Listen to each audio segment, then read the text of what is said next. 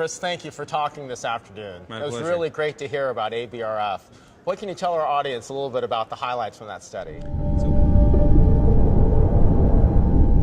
So one of the things we observed is that you can actually take different platforms and different pipelines, and a lot of times they're very comparable. So for example, Proton and PGM data, we observed that they had a very high concordance with each other, so you can to some degree interchange between the platforms. It's still a good idea to use the same platform if you can do so, but when you have to combine for large-scale consortium or combined data, you can do so between platforms within life technologies or even between different technologies. And I know that you were looking at one of your introductory slides about all the places of noise, had a whole list of 12. Can you tell me a little bit more about that as far as sources of technical noise? Yeah, I've been concerned about noise in RNA sequencing for a long time, ever since we started mapping reads back and seeing these wiggles.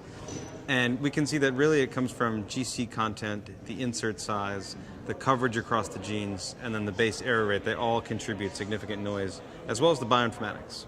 Now that was an interesting point, you bringing up the informatic comparisons. So one thing we really looked at is to look at different aligners, some that are universal aligners that work on all platforms, other ones that have been engineered towards certain platforms, such as PGM or Proton. And we found that sometimes even if more reads were mapping, it's sometimes at the cost of base accuracy. So there is not a one-to-one correlation between just mapping more reads. It's not always better. Sometimes you want to define them more in terms of where they map with more precision. And then there was one section in there regarding alternative splicing.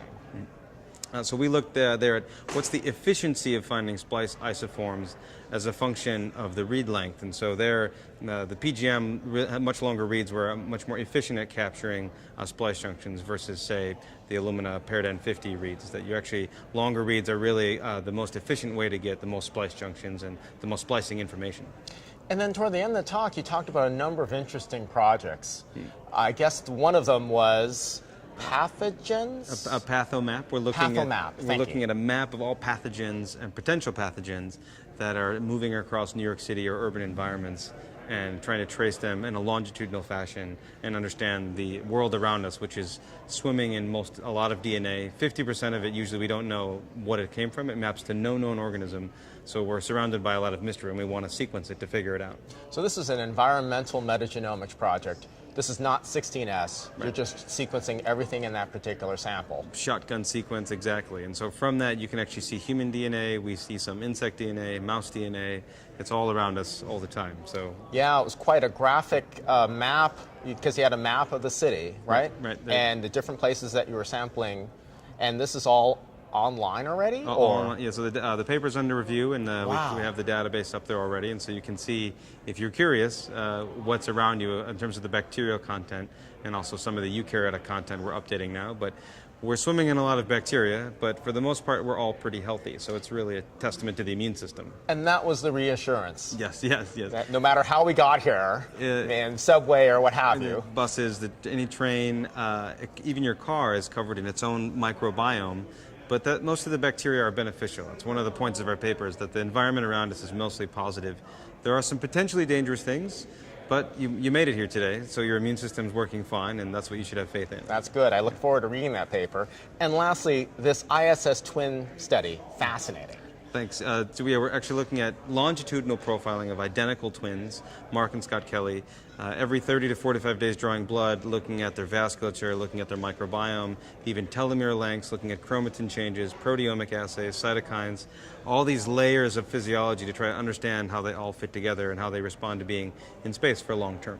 Yeah, I think when you went over all the different types of measurements you're going to be doing, from proteomics to gene body hypermethylation to hydroxymethylation to telomere length, it was sort of mind-blowing. I think it might be the future of what medicine would look like. We might not need to measure all of these aspects of human physiology, but we'll be able to use this study as a pilot study to look at what are the most pivotal regulatory areas of the genome, of the transcriptome, proteins, metabolites, and how they interact with each other. So in the future, you don't need to spend as much money. You could be much more targeted about the relevant points of biology and physiology. We're talking about a true quantified self in a much more detailed fashion. In space too, yes. Yes.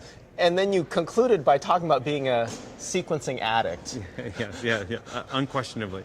So I would say I constantly, if someone's even sick in my laboratory, someone starts coughing, I'll say, don't throw that away, we should sequence it. So I think there's a universe of unknown, and literally from the environmental sampling, from the environmental sampling, we know that over 50% of everything around us has never been seen before. It doesn't match any known organism, so I'm curious to see what's out there. There is a lot to discover. Yeah. Thank you again. Thanks.